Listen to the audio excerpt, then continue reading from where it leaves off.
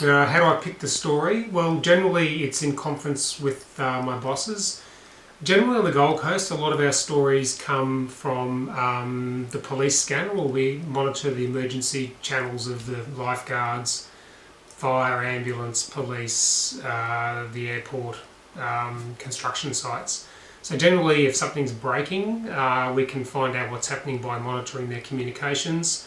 But generally, you know a story is good. You know, you just innately know that your audience would appreciate that.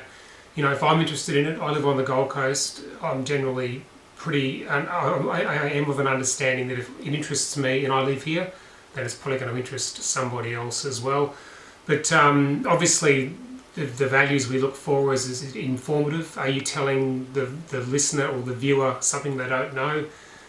Is it local, which is imperative for us? Also, is it something that is going to impact on their lives? Are the people who are watching your news that night going to learn something about their own community? Then that adds to the newsworthiness of it.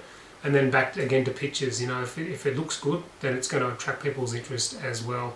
But generally, you know what a good story is, and then you've also got to have a fairly good bullshit meter as far as, you know, if someone tells you they're doing a story or organising a press conference on this, you've got to cut through that and think, well, is the bullshit meter going off? Is this politician just doing this to get some publicity, or do they really care about what's happening in their community?